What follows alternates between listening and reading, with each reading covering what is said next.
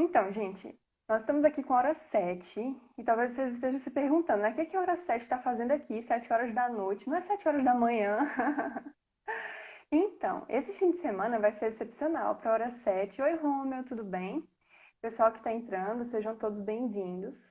Estou explicando que esse fim de semana vai ser um fim de semana especial, né? Excepcional para a hora 7, porque só faltam 3 capítulos para a gente finalizar.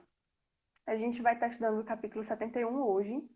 Amanhã, 7 horas da manhã, a gente vai estar estudando o capítulo 72. E amanhã, a partir das 18 horas, no mesmo horário do SEGME, né? No programa SEGME, ao vivo na igreja, a gente vai estudar o capítulo 73 e o último capítulo do livro para a gente encerrar essa temporada aí de hora 7, tá bom? Então, vocês já ficam avisados aí de todos os horários. Então, vamos orar, Nath? Vamos, Para a gente começar? vamos orar. Eu vou orar aqui. Pai querido que estás nos céus, muitíssimo obrigado, Senhor, por mais um dia de vida, por mais uma semana que chega ao fim, por mais um sábado que chega. Queremos agradecer ao Senhor por esse momento de descanso e entregar as nossas vidas em tuas mãos. Pedimos pela Nath, pedimos pelos convidados que estão aqui, para que a tua mensagem possa alcançar os corações. É em nome de Jesus Cristo que fazemos essa oração. Amém. Amém. Hoje, o capítulo 71, gente, que se chama O Pecado e o Arrependimento de Davi. A Nath é a nossa convidada especial, mas antes da gente começar, eu quero deixar um detalhe aqui que hoje, na sexta-feira, estão acontecendo 3 pequenos grupos, não é, Nath? Isso. E olha só que interessante, né? A mobilização da igreja com os pequenos grupos. E a Nath, nossa convidada super especial, coordena os pequenos grupos, né? Como é que funciona isso, Nath? Então, pessoal, a ideia de pequenos grupos é uma ideia divina, né? É algo muito interessante. Eu estava lendo esses dias até um livro que o nome do livro é Pense em Pequenos Grupos, que diz assim, que resume a ideia central do que é um pequeno grupo, né? Nós só podemos ser uma igreja grande porque nós sabemos ser uma igreja pequena, né? Nós, da Igreja Central de Brasília, somos uma igreja muito grande. Tem muitos membros, muitos jovens. E se a gente for apenas aos sábados, ou quarta-feira, ou domingo à igreja, a gente acaba não desenvolvendo um relacionamento profundo com as pessoas, né? Não tem tempo para isso, porque é um programa que não é o foco, não é o relacionamento em si, né? Não é esse o foco. E aí que entra essa ideia dos pequenos grupos, que quando a gente aprende a se relacionar em pequenas comunidades, o nosso relacionamento se desenvolve com os membros da igreja, nós nos fortalecemos espiritualmente e é importante para que a gente possa criar laços profundos de amizade, para que quando a gente chegue na igreja, você possa encontrar as pessoas assim, conhecendo, né? Sabendo como é que ela tá, como é que foi a semana dela, é mais profundo, é mais prazeroso, é mais bacana. Então, esse livro é muito bom, gente. Pense em pequenos grupos que nos ajuda a ter essa visão, né, de quão importante é. E esse ano nós começamos um movimento muito grande de pequenos grupos jovens, abriram 9 pequenos grupos jovens, todos eles com mais de 10 pessoas aí participando, e está sendo uma grande bênção, e ainda tem vaga, pessoal, inclusive eu vou colocar aqui o link para vocês nos comentários. Ó, esse é o link para você se inscrever no nosso pequeno grupo, lá tem o nome de cada líder, e aí tem um horário que acontece a reunião também para você escolher. Está sendo online agora, nesse momento de pandemia. Mais para frente a gente vai começar as reuniões presenciais. Então, se você não for de Brasília, também não tem problema, você pode participar com a gente. Muito legal, Nath. Eu participo de 2 pequenos grupos, então se você tiver a possibilidade de participar de mais de um, e realmente é uma bênção. Como a Nath disse, você tem um contato mais próximo com as pessoas, consegue dividir os detalhes do seu dia a dia, ficar mais próximo e conhecer as pessoas que estão dentro da igreja, né? Não é verdade? Excelente, muito bom. Bem, Nath, fica à vontade. Eu passo a palavra para você agora com relação ao livro. É isso aí. Beleza. Então, pessoal, a gente está estudando no livro Na Hora 7, né? Esse livro aqui que se chama Os Escolhidos. E eu vou contar para vocês que eu tenho todos eles aqui em casa. É uma coleção super indico, viu? Da série Conflito. Eu já li, ó, eu tô no 4. Eu já li o 1, 2, o 3. Esse que nós estamos estudando é o 1. E eu tô estudando o 4. E sabe como é que eu estudo? Eu faço assim, pessoal. Eu acordo de manhã e aí eu olho o capítulo aqui. E aí embaixo está escrito: esse capítulo é baseado em um capítulo da Bíblia. Eu vou lá no capítulo da Bíblia, leio, e aí depois eu venho aqui e leio os comentários, né, da Ellen White, aqui nesse livro. E é muito bacana, porque ela te dá, assim, uma visão mais ampla, contextualizada, né, de todo o processo. Isso ajuda a entender melhor aquilo que você está estudando na Bíblia, né? Porque às vezes na Bíblia a gente vê uma história ali, só que você não entende aquela profundidade. Você lê, mas não com aquela emoção, com aquela intensidade, né?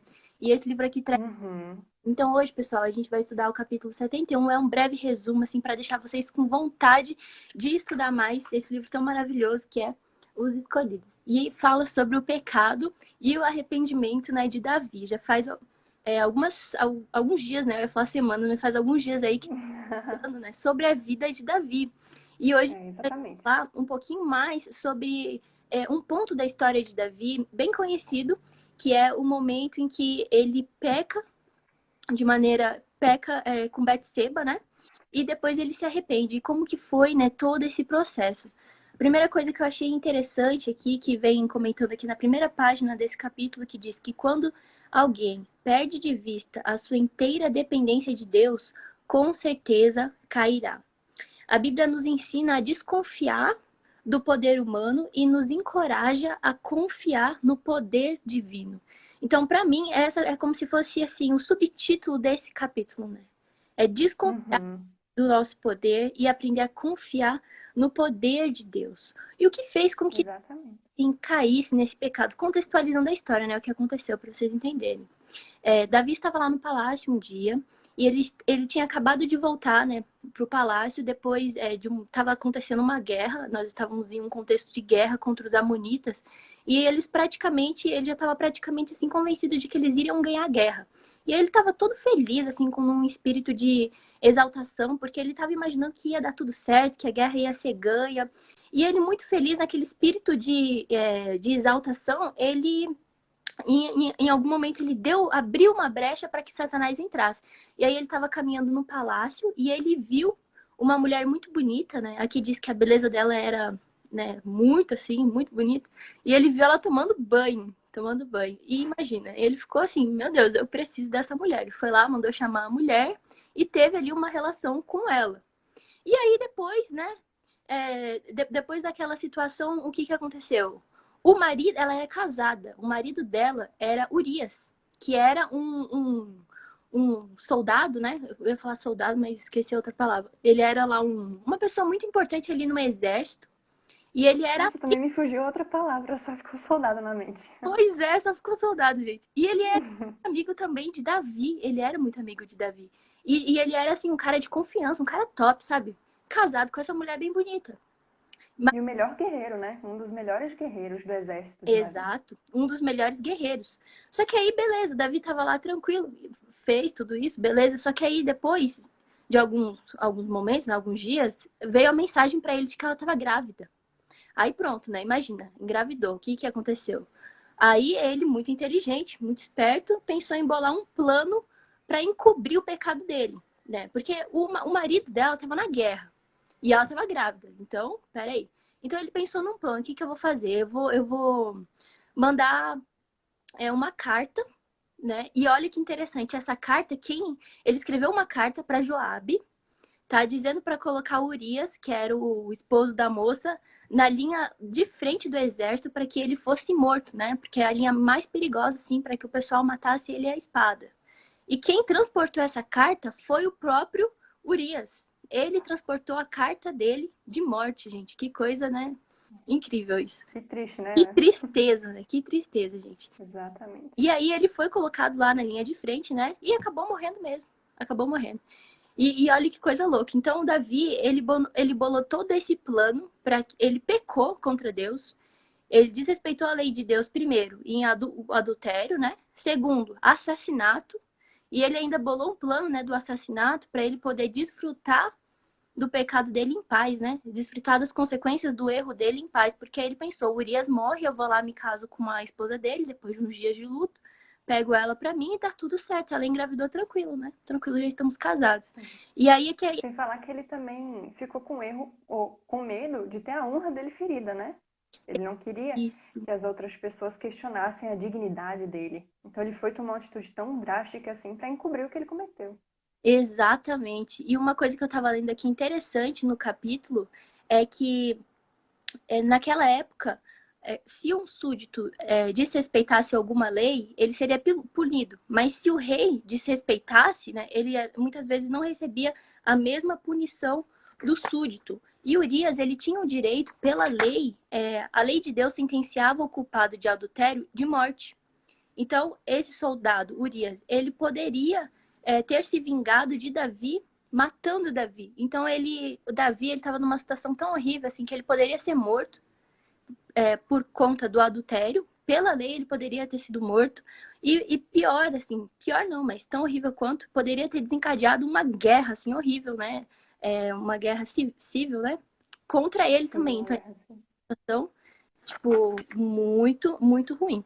E aí a gente pensa assim, né? Mas peraí, mas Davi não era aquele homem, de acordo com que a Bíblia diz, que Davi era um homem bondoso aos olhos de Deus, né? Era um homem de Deus. segundo o coração de Deus. Exato, ele era um homem justo perante Deus. Ele era. Mas quando Deus disse isso de Davi, ele estava numa fase boa. Ele estava numa fase que ele estava andando no caminho de Deus, né? A partir do momento que ele parou de andar no caminho de Deus, ele já não foi mais chamado desse homem tão bom. E a gente percebe qual foi o momento, uma pergunta interessante, qual foi o momento em que Davi, então, deixou de ser esse homem temente a Deus, esse homem espiritual e tal, e passou a ser, e transgrediu, assim, a lei de Deus. Será que o pecado na cabeça de Davi começou ali naquele momento que ele olhou a mulher, né, Isa? Isso pode ser algo que passa Né? na nossa mente. Peraí, quando foi, né, que ele deixou de ser essa pessoa tão espiritual? E aqui E é tão difícil, né, de identificar. é muito difícil de identificar. E é interessante que aqui no capítulo comenta que foi o elogio, o poder e o luxo começaram a atingir a mente dele, né? Não foi de um dia para a noite. Não foi assim do nada, ele estava lá firme com Deus, olhou para a mulher bonita e caiu. Não, teve todo um preparo, um processo em que Satanás foi colocando ali algo na cabeça dele para que ele pudesse cair, né? E o pecado é assim com a gente também, não é do dia para a noite que a gente às vezes comete algo terrível. E aí eu vou ler aqui também uma passagem do livro Mensageiros da Esperança, que eu achei muito interessante, que ajuda a gente a refletir melhor sobre isso, que é a remoção de uma única salvaguarda da consciência, a transigência com um só hábito, uma simples negligência das elevadas exigências do dever pode ser o princípio de uma série de enganos que fará com que você passe para as fileiras dos que estão servindo a Satanás, ao passo que você está o tempo todo professando amar a Deus e a sua causa. Um momento de negligência, um único passo em falso, pode mudar todo o curso de sua vida para uma direção errada.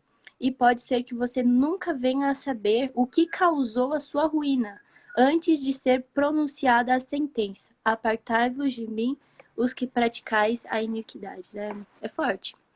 É forte, porque assim, às vezes a gente acha que a gente peca, tá? Aí às vezes a gente acha assim, eu tô muito bem com Deus, aí do nada eu vou lá e peco. Não, não é assim, sabe? É todo um processo. Às vezes a gente não percebe que uma única direçãozinha ali que você não obedeceu à lei de Deus, isso prepara o caminho para maiores quedas, né? Que foi exatamente aqui o que A aconteceu gente vai ficando na vida. condescendente, né? A É, gente se afasta um pouquinho, fica condescendente, se afasta um pouquinho mais. É um processo muito sutil. exato. E Satanás, ele trabalha, pessoal, com sutilezas.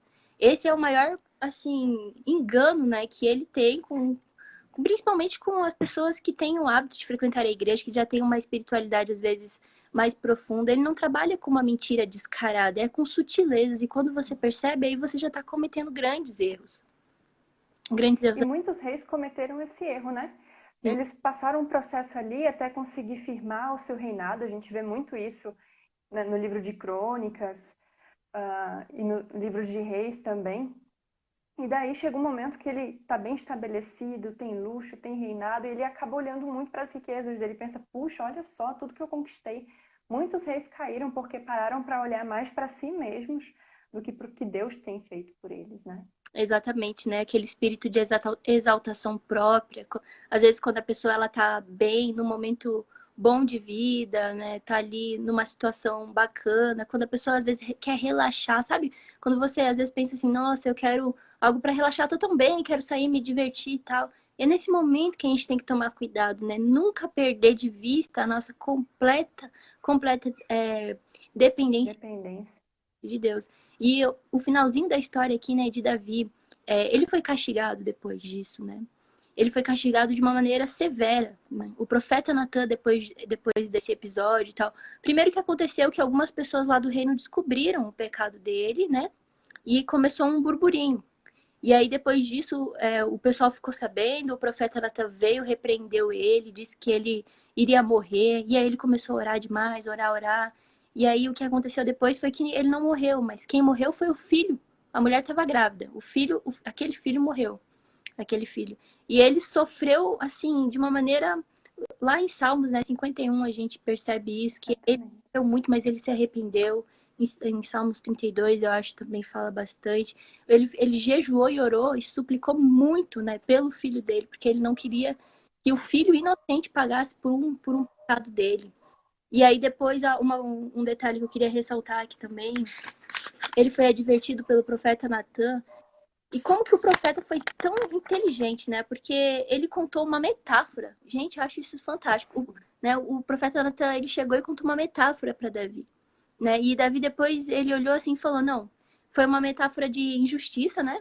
E Davi olhou para aquela história e falou: "Não, peraí, esse homem aí que fez injustiça, ele aqui diz, ó: Juro pelo nome do Senhor que o homem que fez isso merece a morte, deverá pagar 4 vezes o preço, né, da cordeira, porquanto agiu sem misericórdia." Então, ele pronunciou a própria sentença dele, né? Porque depois Deus, ele recebeu o castigo, né, pelos pecados dele. Um desses castigos foi o fato do menino morrer, né? O filho morrer. Então, outra coisa interessante é a gente pensar o poder da metáfora, pessoal. O poder da metáfora. Sabe, às vezes tem um amigo nosso e tal que comete alguma coisa que não é legal. E ao invés da gente chegar e repreender diretamente, eu acho interessante a gente ter essa ideia de ser mais sábio, né, com as nossas palavras, de apresentar às vezes uma repreensão ou algo assim através de metáforas. Às vezes a pessoa entende melhor, às vezes é no inconsciente, porque às vezes quando você fala direto, a pessoa que cria uma barreira, sabe? Mas quando você É, apresenta uma história, uma metáfora, né? O profeta Natan, ele foi muito, muito inteligente, né? E aí, qual que é, então, um resumo bom dessa história e uma lição que a gente pode tirar para nossa vida, né? Que a queda de Davi, alguém tão honrado pelo Senhor, desperta a desconfiança no próprio eu. Sabendo que a sua força e segurança podem ser colocadas somente em Deus, temem dar o primeiro passo em direção ao terreno de Satanás. E por isso, nós devemos colocar toda a nossa confiança apenas em Cristo Jesus.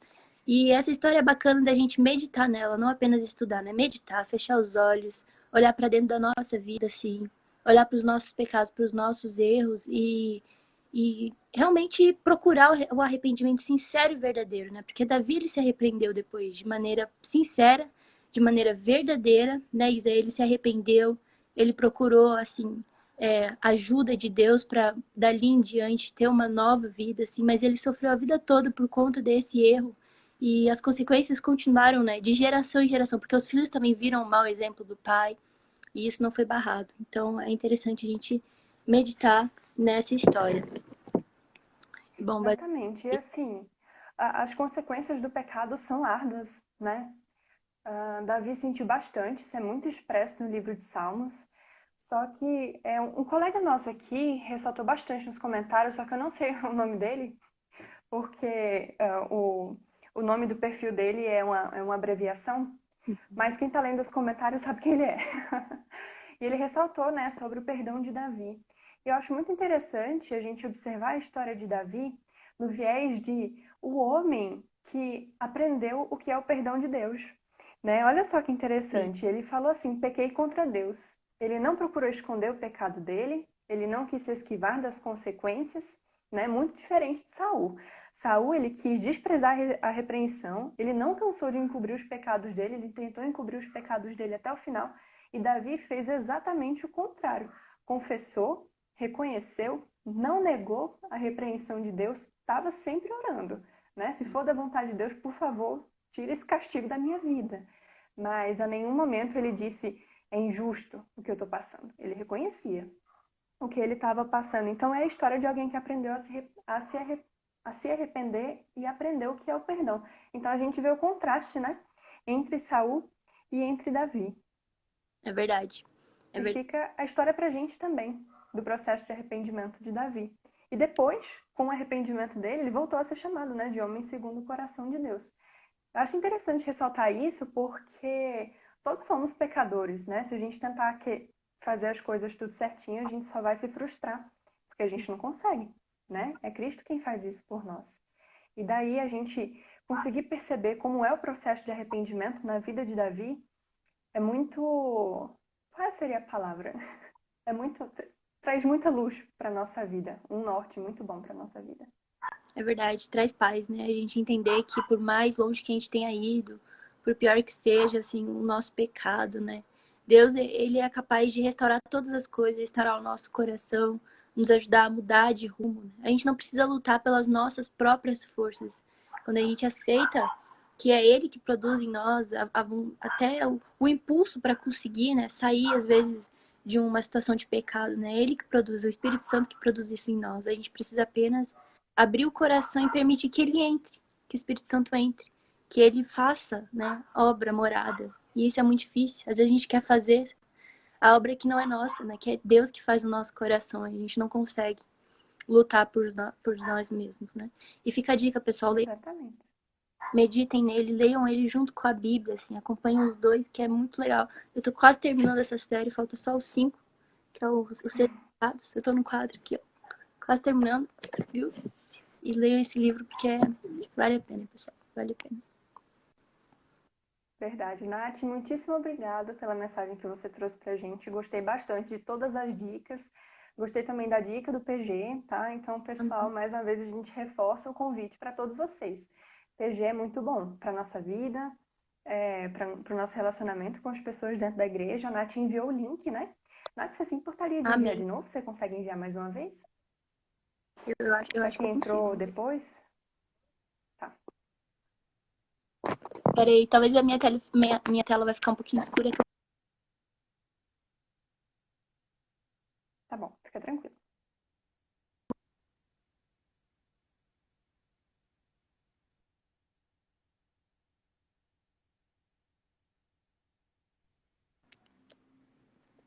Foi. Se não for possível, não tem problema não. Uhum. Ah, Eu acho que foi prontinho. agora. Foi sim, já apareceu aqui nos comentários. Então, pessoal, clica aí no link que a Nath enviou para você escolher o seu PG, fazer parte desse grupo, né? É muito bom. Então, Nath, muitíssimo obrigada por aceitar o nosso convite, Obrigada. com tanto carinho, com tanta felicidade, com esse sorriso. Você faz a oração pra gente finalizar a live? Vamos orar. Querido Deus, obrigado, Senhor. Nós meditamos agora na história de Davi, no momento em que ele caiu em pecado e se arrependeu também, Deus. E nós, nesse momento, entregamos o nosso coração a Ti também, pedindo perdão pelos nossos pecados, pedindo que o Senhor produza em nós o arrependimento sincero e verdadeiro. Se a gente às vezes não tem força, Pai, para procurar ajuda, para procurar o Senhor, nos ensina, nos impulsiona, Deus, nos impulsiona para que o Espírito Santo possa fazer a obra no nosso coração. E assim como Davi, que aprendeu o que é o arrependimento, o que é o perdão verdadeiro, que nós possamos também, Deus, aprender e viver uma vida como vencedores. Amém. Esse é o nosso desejo. Eu agradeço por esse ministério, desse momento em que nós podemos meditar um pouquinho cada dia sobre um capítulo do livro, Deus. Obrigado. Que o Senhor esteja tocando no coração de cada um e despertando o interesse de conhecer mais da Tua palavra. Nós oramos nesse momento também por cada jovem da nossa igreja, pela Isa, pelo Ministério Jovem. Em nome de Jesus, amém. Amém. Gente, feliz sábado. E lembrem-se, amanhã, às 7 horas da manhã, vai ser o capítulo 72. E amanhã, no horário do SEGME, ao vivo, na igreja, vai ser o capítulo 73 e o encerramento do livro, tá bom? Amém. Não fiquem de fora disso. Feliz sábado, beijo para todo mundo.